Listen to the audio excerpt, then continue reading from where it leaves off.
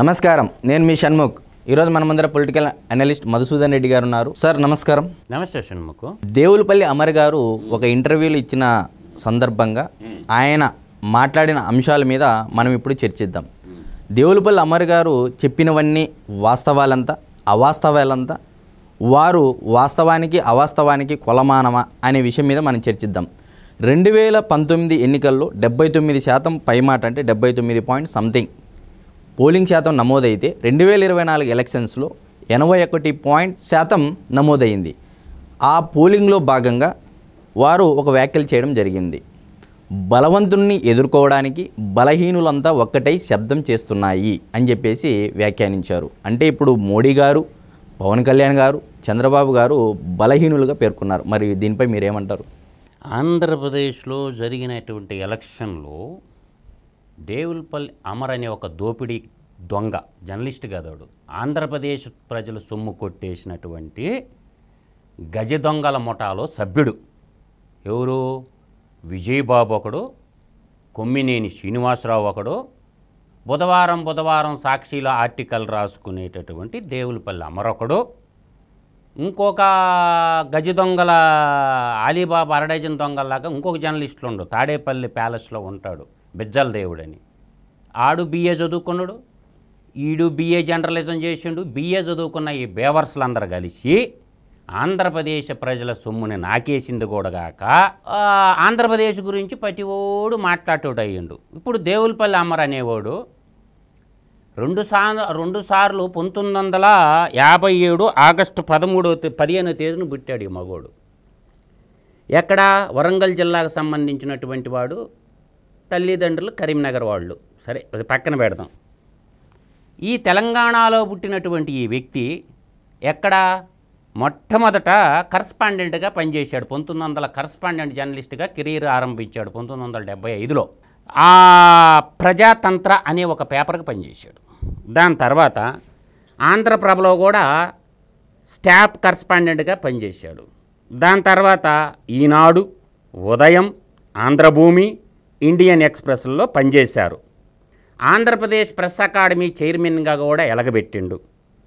తర్వాత Andhra Pradesh union of working జర్నలిస్టుల యొక్క ప్రెసిడెంట్గా 2 సార్లు పనిచేసిండు. ఇతను ప్రస్తుతం ఆల్ ఇండియా ఈ జర్నలిస్టుల సంఘంలో జనరల్ సెక్రటరీగా కూడా ఎలగబెడతా ఉండు. తెలంగాణలో అత్యంత సీనియర్ జర్నలిస్టు అని అంటున్నాడు. జర్నలిస్ట్ అంతా అయినంత మాత్రాన ఆడికి అన్నీ తెలుస్తాయా? తెలియదు. కాబట్టి చెప్పాలి, నిజాలు మాట్లాడాలి. అవినీతి ఈడీ సిబిఐ కేసుల్లో ఇరుక్కొని 854 కోట్ల రూపాయలు సాక్షిలో పెట్టుబడి పెట్టినటువంటి నిమ్మగడ్డ ప్రసాదు ఎక్కడ? వాన్పిక్ భూముల కుంభకోణంలో ఎప్పుడు మాట్లాడాడో? వాన్పిక్ భూముల్లో 28,000 ఎకరాల వాన్పిక్ భూముల కేటాయింపు, సెజ్జు కేటాయింపు, రసలాల్ కైమా మన చెప్పాను కదా భూ ఎపిసోడు, దాంట్లో నిమ్మగడ్డ ప్రసాద్ అనే వ్యక్తి 854 కోట్లు సాక్షిలో పెట్టుబడులు పెడితే ఈ కొమ్మినేని శ్రీనివాసరావు, ఈ ఈశ్వర్గాడు, అర్థమైంది, ఈ అమరు, వీళ్ళందరూ ఆ అవినీతి సొమ్ము మెక్కత ఆంధ్రప్రదేశ్లో సొమ్ము తిని 5 ఏళ్ళు ఆయన ఆంధ్రప్రదేశ్ జాతీయ మీడియా సలహాదారుడుగా కొట్టేసిన డబ్బులకి లెక్కపత్రం చెప్పటంలా. నువ్వు ఎంత ఖర్చు పెట్టినవురా, ఎంత తీసుకున్నావు అవి చెప్పాడా ఇంటర్వ్యూలో? చెప్పలా. ఆంధ్రప్రదేశ్ జాతీయ మీడియా సలహాదారుడుగా ఉండి ఎన్ని డబ్బులు నాకేశావు, మా ప్రజల డబ్బులు, వాటికి లెక్కపత్రం చెప్పాలా. సరే, వాడు ఆటోబయోగ్రఫీ మనకెందుకు, పక్కన పెట్టాయి. దేవులపల్లి అమర్ నీకు ఒక చిన్న విఘ్నుడిగా ఒక సలహా ఇస్తుండా. చాయిస్ నీవే.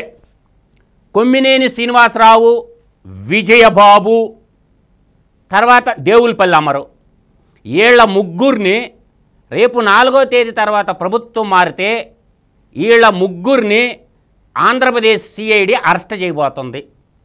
దాంట్లో సందేహమే లేదు. రెవెన్యూ రికవరీ యాక్ట్ పెట్టేసి వీళ్ళని ఆంధ్రప్రదేశ్ జైల్లో తొయ్యటం గ్యారెంటీ. ఎందుకు చెప్తున్నానంటే, జర్నలిస్ట్ అయినంత మాత్రాన నువ్వు చెప్పేటటువంటి పొగుడు, నువ్వు చేసిన మంచి చెడు 2 చెప్పు, ఇబ్బంది లేదు.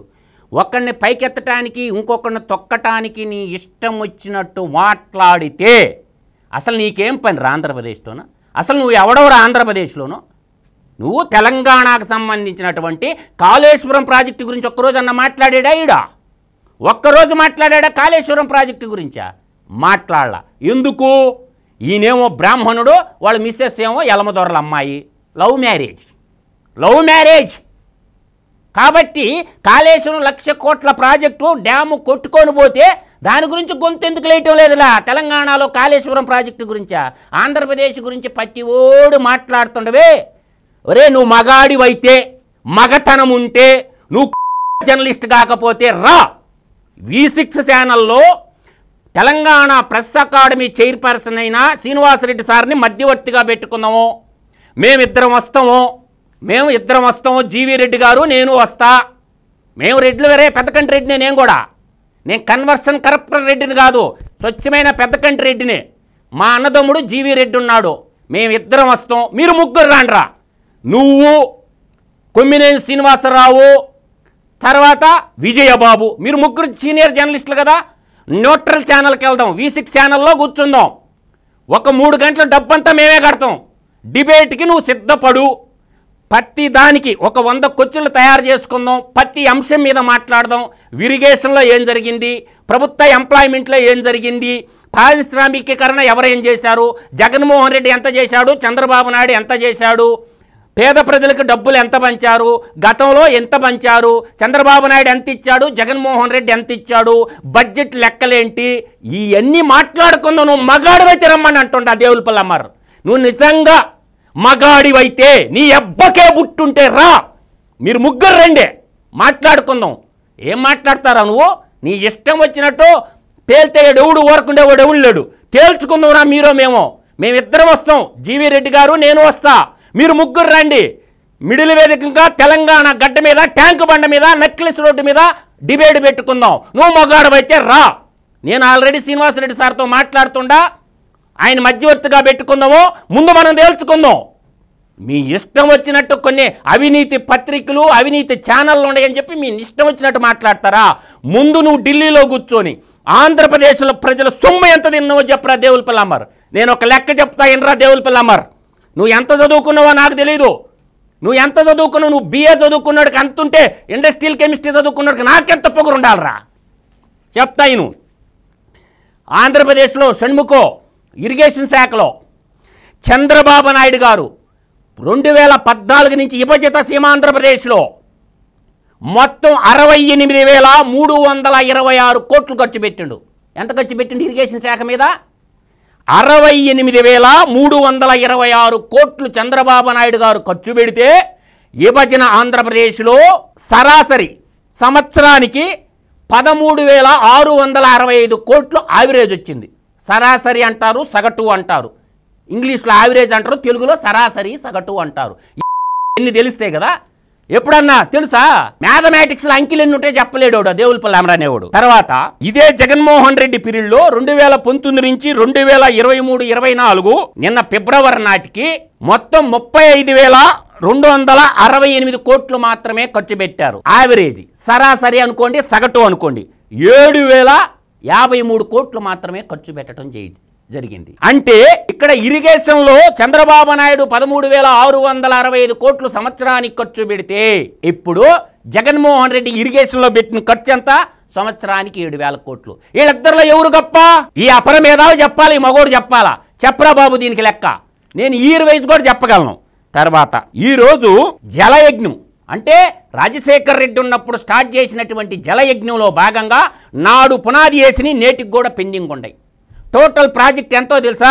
ఆ రోజు ఇరిగేషన్ నీటిపారుదల శాఖ వాళ్ళు వేసినటువంటి ఎస్టిమేషను 1,83,000 కోట్ల రూపాయలు. ఎంత? 1,87,000 కోట్ల రూపాయలకి ఎస్టిమేషన్లు వేస్తే ఇప్పుడు ప్రజెంటు ఏది రాజశేఖర్ రెడ్డి పీరియడ్లో కానీ, తర్వాత రోసయ్య, కిరణ్ కుమార్ రెడ్డి, చంద్రబాబు నాయుడు, ఇప్పుడు జగన్మోహన్ రెడ్డి ఈ ఉన్న పీరియడ్లో ఈ ఇరిగేషన్ ప్రాజెక్టులన్నీ కంప్లీట్ అవ్వాలంటే ఇప్పుడు డబ్బులు ఎంత కావాలో చెప్పనా?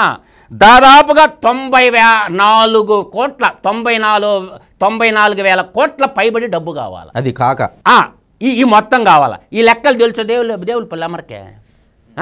ఎప్పుడైనా చదువుకున్నాడా?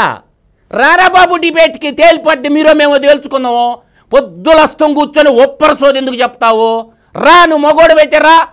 కొమ్మినేని శ్రీనివాసరావు అడుగుతున్నా కదా, విజయబాబు గారు ఎందుకంటే అంటే ఈ దేవులపల్లి అమర ఆంధ్రప్రదేశ్ ప్రజల డబ్బులు కొట్టేసిన దుర్మార్గులు. సాక్షి పేపర్లో పనిచేస్తా జీతాలేమో ప్రభుత్వంలో, చేసేదేమో ఊడికేమో సాక్షి పేపర్కి, సాక్షి టీవీకి. కాబట్టి వీళ్ళ మీద రేపు రెవెన్యూ రికవరీ యాక్ట్ పెట్టేసి, వీళ్ళ సిఐడిలో కేసు పెట్టేసి, ఈ జర్నలిస్టులు అందరూ ఉండరు కదా, జర్నలిస్టుల మీద దాడి, వీళ్ళు చేసేది ఏంటో దాడి కాక ఇంకేం చేస్తున్నారు ఇలా. కాబట్టి దీనికి సమాధానం చెప్పాలా అంటే జగన్మోహన్ రెడ్డి అన్నీ చేశాడా? ఒరే అమరో ఒక్క శాఖ చెప్తారా ఎన్రా?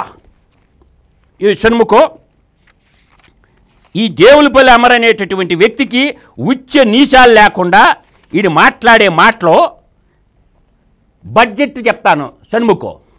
జగన్మోహన్ రెడ్డి పీరియడ్లో 9,81,230 కోట్ల రూపాయలు. 5 ఏళ్ళు ఎంత డబ్బు? 9,81,231 కోట్ల రూపాయలు అక్షరాల ఆంధ్రప్రదేశ్ ప్రజలు పన్నుల రూపంలో ఇచ్చిన డబ్బు. కేంద్ర రాష్ట్ర ప్రభుత్వాలు పన్నులు కడతారు కదా, సబ్బులు కొన్న, పెట్రోల్ పోసుకున్న, ఏది చేసిన ట్యాక్స్ ఉంటుంది కదా. ఈ ట్యాక్స్ రూపంలో ఈ గత 5 సంవత్సరాలకు వచ్చిన ప్రజల రూపంలో పన్నుల direct tax, indirect tax, income tax, వాళ్ళ పిండా కూడా ఏదన్నా వేసుకోమని ఈ 5 ఏళ్లలో వచ్చిన డబ్బు 9,81,231 కోట్లు. నేను బడ్జెట్లో లెక్కే చెప్తున్నా, నేను నా సొంత కవితలు చెప్పలా, ఎస్టిమేటెడ్ బడ్జెట్ కాదు, వాస్తవిక బడ్జెట్ లెక్క చెప్తున్నా. వాస్తవికంగా వచ్చింది ఇప్పుడు 2019-20లో 1,73,700 కోట్లు, 2021లో 1,87,101 కోట్లు, 21-22లో 1,91,594 కోట్లు, 22-23లో 2,40,509 కోట్లు, 23-24 ఫైనాన్షియల్ ఇయర్లో 1,88,324 కోట్లు. మొన్న డిసెంబర్ నాటికి 23 డిసెంబర్ నాటికి చెప్తాను నేను. ఓవరాల్గా దాదాపుగా 10 లక్షల కోట్ల రూపాయలు ప్రజలు పన్నుల రూపంలో కట్టిన డబ్బులు జగన్మోహన్ రెడ్డి అనే వ్యక్తి చేతిలోకి పోయినాయి. ఇది లెక్క. దీంట్లో ఆయన చెప్పే లెక్క చూసుకున్న షణ్ముఖు అప్పులు మళ్ళీ చెప్పలే నీకు. అంటే కార్పొరేషన్లు తాకట్టు పెట్టి, మిగతా ప్రభుత్వ భూములు తాకట్టు పెట్టి ఈ చెప్పడం, ఈ మగోడు ఇవన్నీ చెప్పడం, ఈ లెక్కలు చెప్పడం ప్రజలకి. 2,71,000 కోట్ల రూపాయలు డీబీటీ తప్ప ఇంకో కొత్త పథకం లేదు కదా ఆంధ్రప్రదేశ్లో. ఈ నవరత్నాల పథకాలంతా డీబీటీ కింద పోయిందే కదా. 2,71,000 కోట్లు షణ్ముఖో. తర్వాత నీకు ఇంకొక లెక్క ఏమొస్తుందంటే, పెన్షనర్స్ ఉంటారు, రిటైర్డ్ ఎంప్లాయీ పెన్షనర్స్ ప్లస్ ప్రభుత్వ ఉద్యోగులు, ఒక్క నెలకొచ్చి 5,500 కోట్లు ప్రభుత్వానికి ఖర్చు వస్తుంది షణ్ముఖు. ఓకేనా? ఈ 2 వేసేసామా? ఈ 2 వేసిన తర్వాత నీకు ఎంత అవుతుంది? 60 నెలలు, 5 సంవత్సరాలంటే అంటే 12/5 60, 12/5 3 లక్షల కోట్ల రూపాయలు. 5,500, 6 కదా, 6/5 30, తర్వాత 6/5 30, 3,30,000 కోట్లు. ఆ 2,70,000 కోట్లు, ఈ 3,30,000 కోట్లు కలుపుకుంటే 6 లక్షల కోట్లు. ఓకే, మిగతా 4 లక్షల కోట్లు ఏమైనా రా దేవులపల్లి అమర్? చెప్పరా మగోడు అయితే నువ్వు. ఏ రోడ్లకి ఎంత ఖర్చు పెట్టినవు, ఇరిగేషన్ ప్రాజెక్టులకి ఎంత ఖర్చునువో పెట్టినవో అడ్డా లెక్కపత్రం ఒకరోజు డిబేట్గా చూసుకుందాం. 4 లక్షల కోట్ల రూపాయలు ప్రజలు పన్నుల రూపంలో కట్టిన డబ్బు ఏమైందో ఎవడికి తెలియదు. సరిపోయిందా? నేను చెప్పి నీ లెక్క సరిపోయిందా? పోనీ పింఛన్లు కూడా వేస్తారు 2,000 కోట్లు. అవి ఎంత అవుతాయి? పింఛన్లు నెలకే అంటే సామాజిక భద్రతా పింఛన్లు 64 లక్షల భద్రతా పింఛన్లు 2,000 లెక్కనవి 1980 కోట్లు నెలకు అవుతాయి. 1980 కోట్లు అంటే 60 నెలలు, 6 రోజులు ఎంత అయినాయి అంటే 10 నెలలకు వచ్చి 20,000 కోట్లు, 1,20,000 కోట్లు. రిమైనింగ్ సొమ్ము ఎక్కడికి పోయిందని నేను అడుగుతుండా. ఈ లెక్కలన్నీ చెప్పడం అంటే పేదలకే పెత్తందారి, జగన్మోహన్ రెడ్డిని మించిన పెత్తందారి ఈ రాష్ట్రంలో ఇంకొకటి ఉండడా అని అడుగుతుండా. ఇంకోటి చెప్తా, ఈ సోకాల్డ్ మేధావి గారు చెప్తాడు, అది అయిపోయింది కదా. ఎన్రా తన మేనిఫెస్టో ఊరిదే రైతు భరోసా. దేవులపల్లి అమర్ ఇను listen. Jaganmohan Reddy manifesto 2019 election ముందు ప్రతి రైతు కుటుంబానికి పెట్టుబడి కోసం 50,000 ఇస్తాం. పంట వేసే సమయానికి మే నెలలో 12,500 చొప్పున ఇస్తాం. సెంట్రల్ గవర్నమెంట్ 6,000 ఇచ్చింది కదా, వీడి ఖాతాలో వేసుకున్నాడు. ఇచ్చాడా? 7,500 అంటే 37,500 రూపాయలు ఇచ్చి 12,500 బక్కేసిండుగా. తొలిదే ఎగిరిపోయిందిగా. ఒక రైతు భరోసా అంటే రైతులకి అకౌంట్లో డబ్బులు వేయటమే కాదు, మే నెలలో సింగిల్ సారి ఇస్తామని చెప్పి ప్రతి నెల యాడేసుకొని ఎంత కొట్టేశారు? బటన్ నొక్కినప్పుడల్లా యాడేసుకొని సాక్షి పేపర్కి ఎంత కొట్టేశారు? 1000 కోట్లు కొట్టేశారు మీ గ్యాంగ్ కలిసి. సాక్షి టీవీ, సాక్షి పేపర్ 1000 కోట్లు. తర్వాత పంటల బీమా గురించి రైతులు ఆలోచించాల్సిన పని లేదు, రైతన్న చెల్లించాల్సిన బీమా ప్రీమియం మొత్తాన్ని మేమే చెల్లిస్తాం, ఇచ్చిండ్రా. తర్వాత రైతులకు వడ్డీ లేని పంట రుణాలు ఇస్తాం, ఇచ్చినారా బాబు. తర్వాత రైతులకి ఉచితంగా బోర్లు వేయిస్తాం. ఎన్ని నియోజకవర్గాలు వేయించారా బోర్లా? తర్వాత 3000 కోట్లతో ధర స్థిరీకరణ నిధి అన్నాడు. తర్వాత 4000 కోట్లతోటే ప్రకృతి విపత్తు నిధులు. ప్రకృతి విపత్తు నిధుల్లో ఉన్న డబ్బులు కూడా కొట్టేశారు కదా మీరా. 4000 కోట్లతో ప్రకృతి విపత్తు నిధి అంటే సైక్లోన్స్ వస్తాయి కదా. ఏమైపోయింది అమరో? ఇవన్నీ చెప్పవా? సిగ్గుండాలరా నీలాంటి వాళ్ళు, భూమి మీద బతికే అర్హత కూడా లేదురా మీకు. తర్వాత ప్రతి నియోజకవర్గంలో శీతలీకరణ గిడ్డంగులు, గోదాములు మరి అవసరమైన మేరకు ప్రతి నియోజకవర్గంలో ఫుడ్ ప్రాసెసింగ్ యూనిట్లు ఉండయా? షణ్ముఖు వాడికి సిగ్గు లజ్జ ఉంటే దేవులపల్లి అమరగాడికి 175 నియోజకవర్గాల్లో ఒక్కటి చెప్పను, ఒక్కటే శీతల గిడ్డంగి 175 నియోజకవర్గాల్లో కనీసం పులివెందల్లో నన్ను కట్టిండు జగన్మోహన్ రెడ్డి. శీతల గిడ్డంగి 175 నియోజకవర్గాల ఒక్కటి గట్ల 175 నియోజకవర్గాలు. గోడాములు కడతాడు, కట్టిండా? ఇటు ఉంటి లంగా లత్తుకోరు మాటలందరూ పేదలంతా ఆయన పక్కన ఉన్నారా? ఎవరురా పేద? భారతదేశంలో 29 రాష్ట్రాల్లో జగన్మోహన్ రెడ్డిని మించిన పెత్తందారుడు ఒక్కడన్నా ఉండడా? ఈరోజు ఇంకా చెప్తాను షణ్ముఖు, వీళ్ళు ఈ జర్నలిస్టు ముసుగు తగిలించుకున్నటువంటి ఈ ముసుగు దొంగలందరినీ, కలుపు మొక్కల్ని భారతదేశంలో ఏరిపారైపోతే స్వచ్ఛమైన జర్నలిజం బయటికి రాదు. ఈరోజు క్యాపిటలిస్టులు ముసుగు చదువుకొని కొన్ని పార్టీలు కొన్నిటికి, కొన్ని పార్టీలు కొన్నిటిగా నిజాలు నిక్కచ్చిగా మాట్లాడే మగోడు కావాలి. అలా భారతదేశం స్వతంత్రం ఊరకరాలా. బ్రిటిష్ వాళ్ళని పారదోలటానికి రాణి రుద్ర సిపాయిల తిరుగుబాటు 1857తో మొదలు పెడితే 1947 ఆగస్టు 15 దాకా ఈ దేశంలో ఎంతోమంది సమిధులైపోయారు. జర్నలిస్టులు ముసుగేసుకొని ఏం పండ్రా నీకు ఆంధ్రప్రదేశ్లో నేను అడుగుతుండా. నువ్వు కొట్టేసిన డబ్బుకి లెక్క చెప్పు. నువ్వు ఢిల్లీలో ఎంతెంత ఖర్చు పెట్టి నువ్వు దేనికి ఎంత తీసుకున్నావు ఆంధ్రప్రదేశ్లో? ఆ డేటా షీట్ ప్రకటించమని అడుగుతున్న దేవులపల్లి అమ్మర్ని. ఇదంతా కుదరదబ్బాయి, యుద్ధం చేస్తున్నాం. 4వ తేదీ తర్వాత తెలుగుదేశం ఎన్డీఏ కూటమి ప్రభుత్వంగానే ఏర్పడితే రా, నేను వస్తా అమరవీరుల స్తూపం తెలంగాణ కాడికి ఊరేసుకుందాం ఇద్దరం. జగన్మోహన్ రెడ్డి అనే వ్యక్తి కానీ గెలిస్తే అమరవీరుల స్తూపం కాడికి రండి, ఈ మెడకు ఉరితాడు బిగించుకుంటా నేను. నువ్వు మగాడు అయితే రా అమరవీరుల స్తూపం కాడికి, నిజాలు నిక్కచ్చిగా మాట్లాడుకుందాం దేవులపల్లి అమ్మారు. ఇది మంచిది కాదు. మీరు యుద్ధం స్టార్ట్ చేశారు, మేము రణరంగంలో సమసిద్ధంగా ఉన్నాం. తెలంగాణ అమరవీరుల స్తూపం కాడికి నువ్వు రా మగాడు అయితే. జగన్మోహన్ రెడ్డి అనేవాడు కానీ గెలిస్తే 4వ తేదీ ఎలక్షన్ ఫలితాల తర్వాత నువ్వన్నా ఊరేసుకో, నేనన్నా ఊరేసుకుంటా. ఈ ఛాలెంజ్కి నువ్వు మగోడు అయితే సిద్ధపడు. నువ్వు BA చదువుకున్నావు, నీకు ఎకనామిక్స్ తెలీదు, స్టాటిస్టిక్స్ తెలీదు, అకౌంట్స్ తెలీదు. మేము ప్రొఫెషనల్స్ రా ఆ ఫీల్డ్లోను. ఏం మాట్లాడుతుండవు నువ్వు? నైస్గా మాట్లాడినంత మాత్రం నువ్వు మగోడి కావు. ఆలోచించుకో దేవులపల్లి అమ్మారు. యుద్ధం ఇప్పుడు స్టార్ట్ చేసింది మీరు. మీ కొమ్మినేని శ్రీనివాసరావు, ఇజీబాబు, ఆ తర్వాత ఇంకొక మగోడు ఉండడు ఈశ్వర్గాడు, మీరు నలుగురిని వదిలే పనే లేదురా. మీరు ఎక్కడున్నా ఈడ్చకపోతావురా. రేపు గవర్నమెంట్ మారిన క్షణం చంద్రబాబు నాయుడు వదిలినా మేము వదిలే పనే లేదు. యుద్ధం మీరు స్టార్ట్ చేశారు, మేము సంసిద్ధంగా ఉన్నాము. ఈ సమరం ఆగదు అని నేను బల్ల గుద్ది చెప్తున్నా. ఒక సుభాష్ చంద్రబోస్ సేన నడిపే వ్యక్తిగా చెప్తున్నాను. తేల్చుకుందామని కూడా చెప్తుండా. నీ బతుక్కి ఒక్క నిజం మాట్లాడుతున్నావురా అమర్. నువ్వు ఆలోచించుకో అమర్, నీదా నాదా తేల్చుకుందాం. 4వ తేదీ సాయంత్రం 5 గంటలకు సిద్ధంగా ఉండు. నువ్వు మగాడివైతే అమరవీరుల స్తూపం కాడికి రా. నువ్వన్నా ఊరేసుకో, నేనన్నా ఊరేసుకుంటా. లేదంటే పెట్రోల్ తెచ్చుకో. నువ్వన్నా తగలబెట్టుకో, నన్నన్నా తగలబెట్టు. జగన్మోహన్ రెడ్డి సినిమా అయిపోయింది. రేపు దారుణమైనటువంటి ఓటమిని జగన్మోహన్ రెడ్డి చూచడం.